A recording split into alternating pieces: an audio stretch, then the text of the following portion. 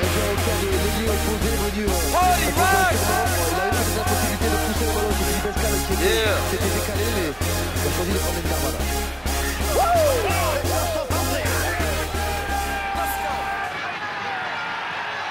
Avec une grosse poussée biterroise encore. On s'est fait renverser du côté de Narbonne. Ça fait plaisir au public. Si vous gardez le ballon, on laisse jouer, on ne regarde pas la faute. C'est vrai que les Narbonnais souffrent pour la mêlée là. Et j'ai l'impression qu'à chaque mêlée, les Biterrois enfoncent le clou et imposent de plus en plus de pression sur leur vis-à-vis. Voilà. Ça m'étonnerait que M. Lissal ne vous les ait pas donnés. Qu'est-ce que vous faites, chef? Monsieur Philippe Escal qui discute avec Monsieur Gilet. Escal dit oui, mais on n'avait pas bien les consignes. Vous avez peut-être entendu Monsieur Gilet dire je serais surpris que Jean-Pierre Lissal ne nous ait pas donné les consignes avant le début du match. Et l'opportunité peut-être pour Todeschini de donner les premiers points à cette équipe de Béziers après quasiment une demi-heure de jeu. Todeschini qui avait été récupéré à Bordeaux-Bègles pour prendre la place de Gonzalo Quesada, parti pendant la Coupe du Monde. Il s'avère que derrière Gonzalo Quesada s'est blessé et du coup il a pris la place de titulaire Todeschini. Et ma foi c'est un bon buteur puisqu'il est aujourd'hui le 5e réalisateur du championnat avec 124 points. Et peut-être 127 face au vent. Et ça passe. Et les 3 premiers points de Béziers qui revient à 3-9 pour seulement la deuxième incursion dans les 22 mètres adverses des Biterrois. C'est bien fait. Todeschini qui fait preuve d'une redoutable efficacité depuis ce début de saison, qui est très régulier, ce qui permet à son équipe de scorer, de prendre des points et de se retrouver aujourd'hui en position de qualifiable. C'est un joueur qui fait une excellente saison. Ouais, l'Argentin récupéré de Bordeaux-Bègles mais qui avait évolué à La Rochelle avec Jean-Pierre Lissal comme entraîneur à l'époque. En avant de Philippe Escal, on laisse l'avantage pour le moment Narbonnais qui ne sera pas convaincant. On va revenir à une mêlée. Voilà, c'est vraiment l'exemple typique du ballon glissant. Philippe Escal qui vient se proposer dans l'intervalle et que sur le plaquage le ballon glisse vraiment alors qu'il le tenait vraiment bien. Glisse sur l'impact et se projette en avant, ce qui fait un petit en avant. Il y a une grosse surveillance sur Philippe Escal.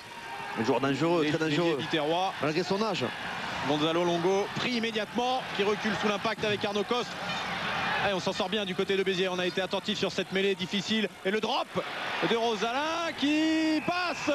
Oh, qu'il est joli ce drop, magnifique, de 40 mètres, un petit peu plus même. Et qui permet à nouveau à Narbonne de reprendre 9 points d'avance, 12-3. Il a le pied chaud, Rosalin, là, ce début de partie. Un ballon un petit peu n'importe comment. Il se met sur son pied. Et le ballon, même s'il part pas dans le brille bien, et il passe au milieu des poteaux.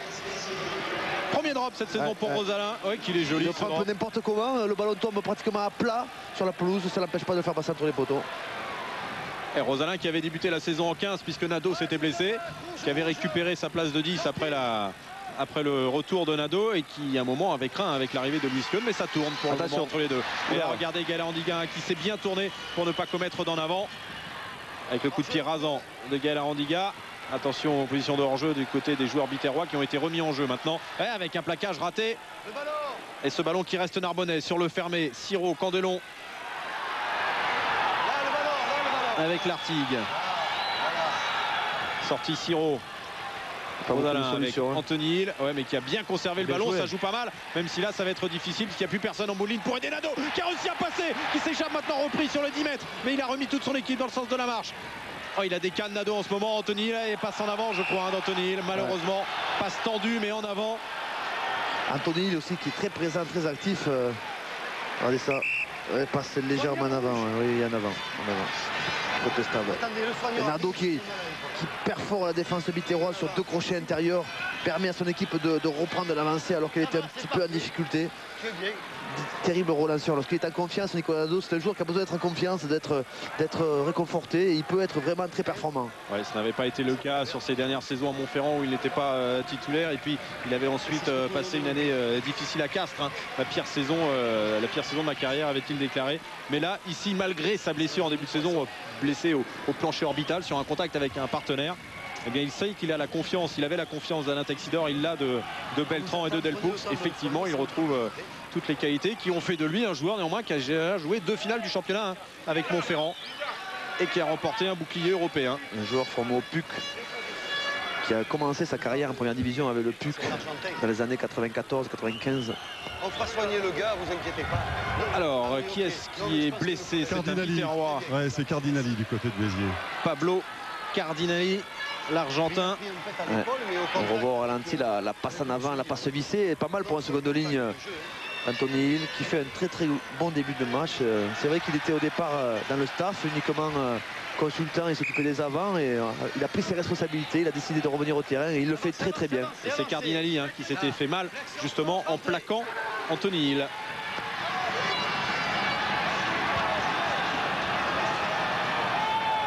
Et ballon récupéré par les Narbonnais, c'est intéressant ça. Avec le relais de Short. Et intervention de Monsieur Gillet pour un en avant. Je trouve les Narbonnais très en jambes, très en train. On sent une équipe qui a rien à perdre, qui joue son rugby, qui a envie de proposer vraiment son rugby, de mettre en œuvre ses qualités. Et c'est une équipe qui est pas bridée, qui propose vraiment un jeu intéressant, malgré les conditions une fois de plus. Pierre-Henri Broncan sur le fermé avec Philippe Escal. Le ballon au pied de Philippe Escal. Le premier dessus sera Nicolas Nadeau. Il va tenter un drop, lui aussi, ouais, ce sera un petit peu court. Ouais, mais il y avait la direction, il y était. Direction, ouais. Il a manqué 5-6 mètres peut-être pour que ça passe, c'est bien tenté. Au football gaélique, ça vaut un point ça. Gonzalo Longo, l'international argentin. Attention, il va la jouer rapidement. Et ça y est, c'est fait. Jean-Marc Coé qui a joué rapidement avec Bruno. Ouais, mais regardez encore une fois la défense, cette fois-ci, de David Douy. Hop, en avant. Oula, en avant d'Audrin. Ballon récupéré par Roffès avec le relais maintenant d'Olibo. Et comme il y a eu un en avant, Narbonnais, on va revenir à l'en avant. Biterrois. Ah mais c'est chaud, hein, c'est chaud parce que la défense de Narbonne est très agressive. Ouais, très agressive, très en place et surtout très réactive. Ils sont capables de passer de la position de défenseur à attaquant très rapidement. Ils nous l'ont montré là encore sur ce ballon perdu. Ça peut coûter cher. Attention, ces petites fautes biterroises. Par contre, la mêlée biterroise fait très mal à sa rivale. Hein. Et bras cassé. Qu'est-ce que non, c'est pas bras cassé. Il va refaire la mêlée. Il va falloir s'organiser différemment du côté narbonnais, peut-être essayer de sortir les ballons plus rapidement et éviter le combat, l'affrontement. Et là, on sent que Martin Celso manque dans cette mêlée narbonnaise. Longo qui a pu sortir ce ballon pour Siro qui a volayé. Ballon récupéré par Todeschini en avant de Todeschini. Il y en a avant ici des rouges. Ouais, mais qu'est-ce qu'on joue des ballons difficiles derrière les mêlées du côté de Narbonne. Ah, c'est du volleyball là, regardez ça, on se passe le ballon. Derrière les pieds du 8. Todeschini qui a failli intercepter le ballon. Il a deux doigts pour qu'il parte. Qui prenne le ballon, on est à la barbe de Rossalem. Ah, ça va être encore une mêlée difficile pour les Narbonnais. Regardez la grosse poussée à l'impact des Biterrois. Longo qui a essayé de sortir rapidement ce ballon qui a été pris par Petrache, l'international roumain. Et ce sera une mêlée, une pénalité car on a conservé le ballon au sol. Non, attendez. Non, alors, Iljanard, ouverture d'un dossier. Et quand c'est fini. Là. Ouais, il en faut toujours un petit peu dans les derbys, sinon ce ne sont pas des vrais derbys. Il ne faut pas que ça prenne le pas sur le jeu, c'est tout. Ah, les Narbonnais ont du mal à mêler en force pure. J'ai l'impression qu'il manque de puissance au niveau de devant et Longo se retrouve souvent en difficulté pour essayer de négocier ce ballon avec son numéro 9. Et ça vexe toujours un peu de subir en mêlée. Sous l'impact Petraqué. Alors ensuite l'arbitre signale une faute de Longo. On peut dire aussi que Petraqué ne se sort pas de la zone de plaquage. C'est à l'appréciation de l'arbitre. Avec cet avantage pour les Biterrois, que Longo était tourné mauvais côté. Ouais, on peut dire ça, ouais. Alors, je suis pas tout à fait d'accord avec vous. Parce que Xavier Lécal, vous n'étiez jamais mauvais côté. Je pense que Petraqué aurait pu faire l'effort de se sortir. Oui, lancé rapide, lancé court plutôt de Sébastien Bruno, qui n'avait pas fait 5 mètres, mais surtout... Ouais, voilà, ça, il n'a pas fait 5 mètres le lancer. Par contre, en touche, les Narbonnais ont de bons contres en place et mettent en difficulté notamment le talonnant, Sébastien Bruno, qui a du mal à trouver des blocs démarqués. Et là, il a tenté l'astuce avec son pilier, ça n'a pas marché. Ouais, avec encore une grosse poussée biterroise, ballon qui a pu récupérer Siro ou qui a échappé à 2 plaquages terribles de Katling et de Broncan avec Anthony Hill maintenant face à Nyanga, mise au sol. Il a pu donner son ballon à l'Artigue. Ah, c'est bien joué. Elle a un petit peu de mal à enchaîner rapidement. Voilà, c'est fait. Rosalin avec ce ballon qui a pu récupérer David Douy qui a échappé à 2 plaquages. Les gros appuis de David Douy. Siro qui continue toujours sur le même côté. Rosalin avec Candelon. Et Candelon, Escal, il y a un challenge, je vous l'annonce. Avec Escal qui a pu récupérer le ballon en filou. Mais pénalité contre les Biterrois. On a écroulé le, goal. Il faudrait revoir un petit peu l'action au ralenti pour voir qui a fait la faute exactement. C'est un ballon au sol disputé entre différents partenaires. David Douy qui perfore la défense, qui est plaqué. Le ballon va sortir rapidement pour Siro qui va jouer dans le fermé, qui sert Rossalin qui croise avec Candelon. Candelon pris par 3 défenseurs et là, qu'est-ce qui se passe exactement? On a l'impression que Philippe Escal... C'est Philippe Escal, voilà, qui était au sol et qui a joué le ballon après. Il doit se relever, se replacer. Et Philippe Escal qui passe de... Ah ouais, effectivement, il doit rester debout. Il n'est pas sur ses appuis et sur le dos. Bien arbitré, Monsieur Gillet. Et les Narbonnais qui sont vifs, qui sont inspirés, qui sont vraiment virevoltants. Avec l'opportunité pour Rossalin qui est toujours à 100% pour le moment de donner un avantage de plus 12 au Narbonnais alors que l'on approche de la fin de cette première période avec le coup de pied qui sera un peu court. On vous rappelle qu'à l'aller, c'est Béziers qui avait réussi à s'imposer 20-15 sur le terrain de Narbonne. On y était. Un seul essai. Et ils étaient déjà un temps pour rire. Un seul essai marqué par Steven Hall d'ailleurs. On jouera 3 minutes de temps additionnel, messieurs. Ça veut dire un petit peu moins de 5 minutes à jouer encore dans cette première période avec Todeschini qui a pu donner à Escal avec Nyanga. Et Nyanga qui a laissé tomber ce ballon.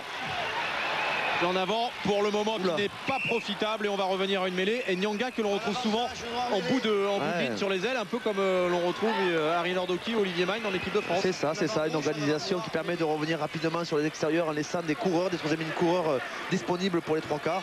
C'est le cas de Nyanga qui a vraiment le profil, Olivier Magne, c'est l'entre-coureur. Mais malheureusement il a fait un en avant et ça donne une mêlée, bonne mêlée pour les Narbonnais. Ouais, oui, mais effectivement on est toujours sous pression. Regardez Longo encore qui a pris Petrache et ce sera une pénalité. Vous êtes d'accord là cette fois-ci? Là il est pris par toute la patrouille comme on dit. Non, malheureusement là, il a vraiment des problèmes pour négocier ses sorties de balle. Je pense qu'il faudrait essayer d'aller plus vite et je pense que Siro devrait aller chercher carrément dans ses pieds pour le soulager un petit peu. Vous relevez et jouez ensuite. Vous n'avez pas le droit de vous relever avec le ballon.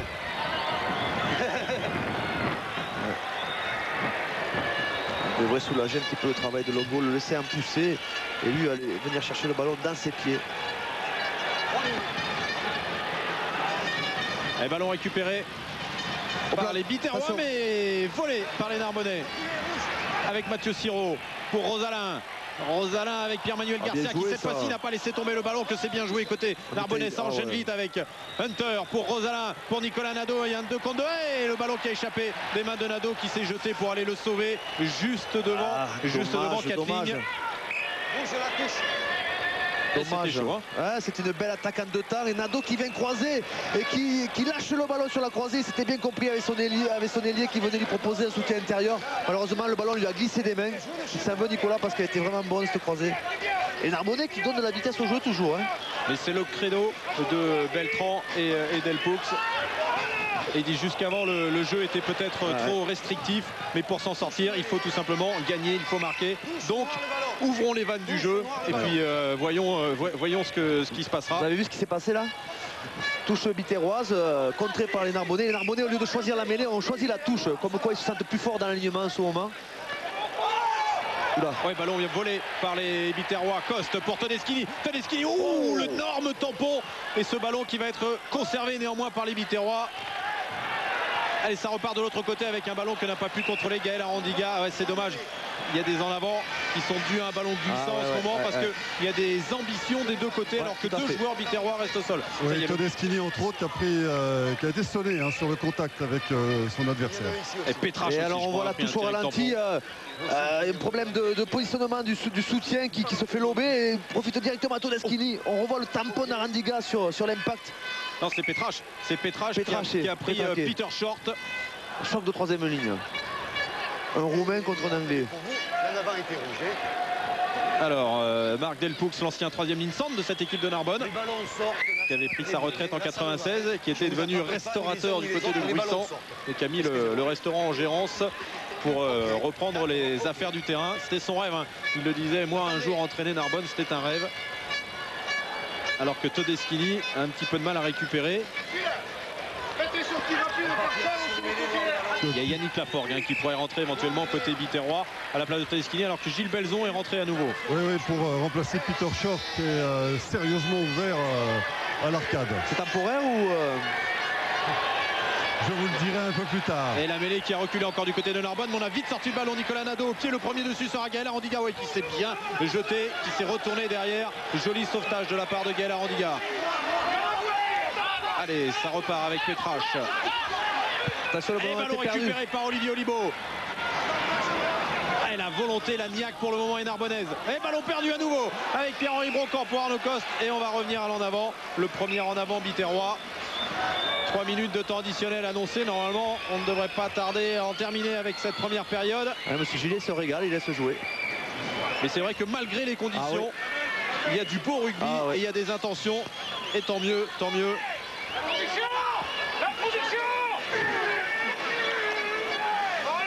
Oh, avec une mêlée cette fois-ci qui a tenu du côté narbonnais mais qui s'est relevé. Attention, attention, c'est chaud là. Oui, il y a quelques gifles. Ne bougez pas, Aline. Monsieur Coste, allez chez vous tranquille.